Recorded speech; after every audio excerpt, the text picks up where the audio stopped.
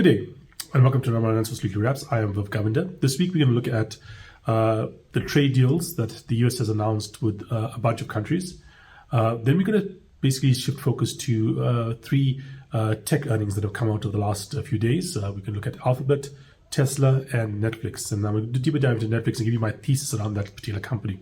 So let's start with the trade deals. So we've had an announcement of a couple of trade deals between the US and a number of other countries. Japan, I think, is the most significant of them. Now, what's important about this is that we are seeing these trade deals occur, which hopefully gives some stability to the market. And so once we saw, for instance, the Japanese, kind of agreement being announced, we saw Toyota, for instance, rally quite significantly on that news. And you would think, why would that be? Because there's going to be tariffs against Toyota. I think the certainty that comes along with the deal, the certainty that comes along with everything's in writing, makes a big difference. It allows companies to plan ahead. It allows them to know what they can and cannot export to a country. And it basically introduces certainty into an uncertain situation. And the market always loves certainty. And we've seen stocks rally quite strongly on this news, in Asia and in Europe as well. Even the US is also up, to a certain extent. This just shows that, the uncertainty around what's been happening with tariffs in the US has put a bit of a damper on even though we are hitting record high, levels and things like the S&P and so on. There has actually been an artificial dampening on these numbers because of the fact that there was uncertainty around the tariffs that are coming out. Now, look, our tariffs are still, out there, let us say that. And when they do come into play, I think the market is going to react maybe a bit negatively to it. I don't think we fully have priced in just how bad or just the full effect of these tariffs on our economy, especially on our currency, because of course it's going to affect our exports, etc. But even with us, if we knew for certain that this was a tariff and it's going to stick around for this period of time, it's not going to change, etc., and it's going to stick around for a prolonged period of time, I think that is in of itself, better than the situation we were before that, where there were tariffs being announced, there were numbers being thrown about, and those numbers were changing on a constant basis. Because even if the number is like, say, a 10 and it's like varying between 10 and 20, the problem with that is that you don't know exactly what your cost structure is going to be selling into the US market. And therefore, you basically can't plan ahead. If you just said, okay, it's going to be 15, it's not as good as 10, but you know for certain that this is the number, and you're able to plan ahead. And so, the tariffs coming out being announced, the deals changing coming out, even though they are coming out with tariffs that weren't there in the past, I still think it's a big positive, and the market is reflecting that at the moment. Now we're going to move on to a kind of a large tech segment today. We're going to look at Alphabet, we'll look at Tesla, and then we're going to pay a bit more attention to Netflix. So let's start with Alphabet. Alphabet's results came out. We're talking about almost 100 billion, for the last period. This company is showing, huge performance in things like, Gemini. I mean, they're talking about, I think it's 450 million users. Now, look, Gemini, of course, there's a free component to it. There's a paid for component to it. But the thing to understand about, just getting into this space,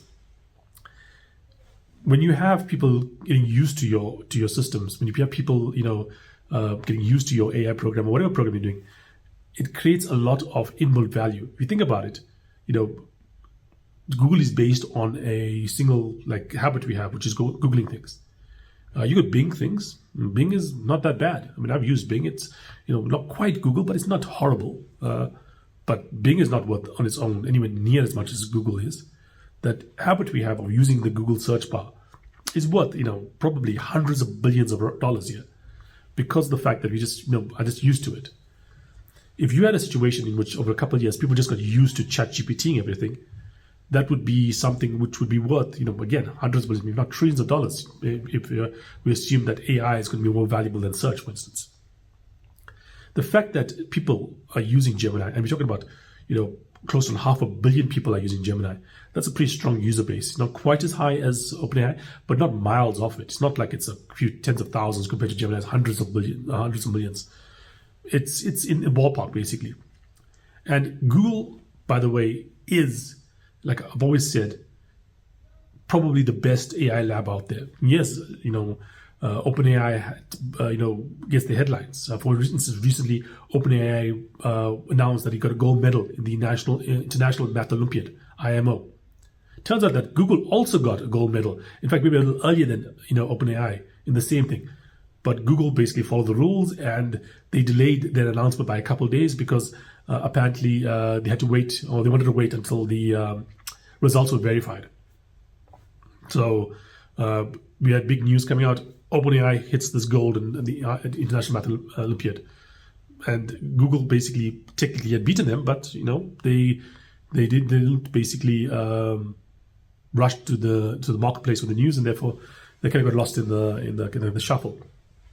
But if you look at the underlying technology that Google is creating, in many ways it's much more impressive than what OpenAI is creating. Yes, O3 is up there, among the best, LLMs out there. Some benchmarks put them at like number one, others put Grok at number one. I think in terms of perception, many people prefer it to Grok, not just because of the things like the Mecha Hitler stuff and so on, but also just because, like I mentioned before, they're used to it. It's very important when it comes to technology. People get used to certain technologies, even though slight differences may occur. That's if you think about it, Bing versus Google.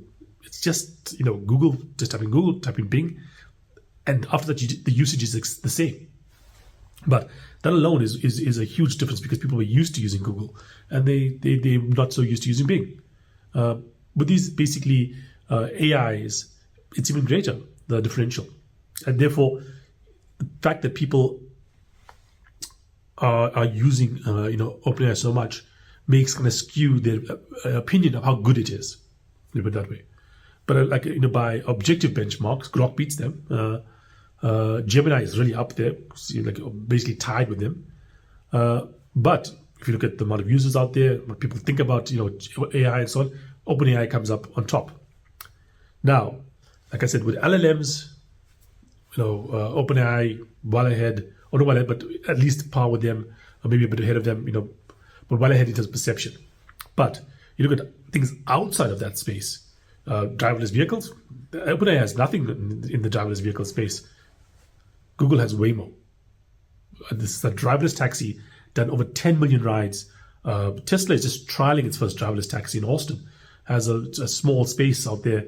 There's geofence that they say, okay, this is the area you can travel around in and so on.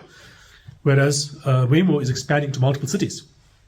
Okay, already overtaken Lyft in San Francisco, catching up to Uber in San Francisco, taking market share away from both, by the way. From zero to about 20% of the uses, basically in the period of about a year and a half. If you look at, for instance, stuff outside, tools, LLMs, like I said, driverless vehicles, they look at, for instance, things like, stuff to do with, scientific research and so on. Alpha Evolve, developing new algorithms for solving, for instance, matrix multiplication, which sounds very esoteric and not really important, but cutting down from 49 to 48 steps to do a much better multiplication means that you need one less step to be powered by computers and powered by energy and so on. It makes effectively your operations about 2% more effective when you're using or you have to do these calculations. 2% is not peanuts, especially when you talk about some of these multiplications apply to inference and so on. That's really, really energy intensive. AlphaFold, mapping all the the proteins in nature. That is hugely important, and these are the kind of things that make me think that in many ways Google is ahead of OpenAI, and they also have their own, for instance, TPU production thing going on, which is a transformer processing unit, as opposed to a GPU, which is a graphical processing unit. As amazing as it may seem, when NVIDIA has hit $4 trillion in valuation, the first company to ever hit that valuation, it is yet to produce its first AI-specific chip. What do I mean by that? The chips NVIDIA produces are based on a graphical processor infrastructure, the GPU infrastructure. They are just going to be producing their first, thing that's designed specifically, from the ground up for AI. this is like, an amazingly, big development. But also it's amazing that the company already hit 4 trillion without getting to that point. Alphabet on the other hand is also doing something like this, the TPU. And I think that, considering the fact that they were the first to, pretty much invent the AI stuff, the fact that they have, leads in so many different areas, hugely, good for the company. The area of danger here, and we talked about it before, is the fact that the search bar, which we mentioned earlier, remains like, half their revenue and more than half their profit, more than 100% of their profits. What I mean that if you look at the other parts of the business, combine them together, they probably are loss making. And, the search bar is the one thing that I think is most threatened by, the emergence of AI. But overall, results were very good for Google, and the market has looked at it positively after hours when the results were announced. Then on the opposite end of the spectrum, we have Tesla. Tesla's results, not so good. Huge fall in sales. One of the biggest falls in sales that they had for quite some time, like the last decade or something, in terms of numbers. And this is, I think, not just to do with the fact that Elon Musk is not as well liked as he was before, which to make it clear, it is an important factor here. You may think, okay, I'm buying a car, do I really care who makes it? To a certain extent, you do. In certain parts of the world, owning a Tesla is not going to come along with a lot of oohs and ahs. It's going to be like, oh damn, you're supporting Elon Musk. And those parts of the world include like some of the richest places in the world, places that are most likely to buy EVs, like Europe, and places in the US, like California and New York, which are more liberal. And so that does affect the company. But it always comes to Tesla, I always mention the same fact. It's never about the cars. If it was just about the cars, this company is massively overvalued. I'm talking about not even like, 20%, we're talking about orders of magnitude. It's probably worth less than 1/10 of what it's worth right now if it was just about selling cars. Okay? To be clear, just how bad it is. If Tesla was only a cars company and only sold cars, and that was all it's going to do, it's not worth the majority of its value is gone. If you look at Tesla, it's more about the robot taxis. It's about the Optimus robot. It's about the future. That always has been with the company. That being said, the market still has to look at something, and they're looking at results, and the results are not great when it comes to sales. And the sales, I think, does play into what perception is going to be. So the share price is going to come down on the news. But if you would have bought Tesla before this news, you should buy it more now. Because like I said, the news has nothing to do with the valuation of Tesla. If you're a fan of Tesla before the results came out, you had to be a fan of Tesla for reasons other than the sale of cars. If you were not, you were just totally mispricing this company. And so the fact of the matter is that after this number came out and shows that car sales are down, well, the share price is going to be lower. But the reason that you should have bought it before is going to remain. And therefore, buying Tesla, like I said, the results basically are only going to help you because it's just going to make the price come down a little bit. Now, moving on to, by the way, Tesla, they're going to come out with a couple more models for vehicles, some cheaper models. Look, this is probably positive for sales, but things like this, things like the Tesla Diner that Musk put out there, that's selling $17 hot dogs, by the way. $17, that's like over 300 rands for a hot dog.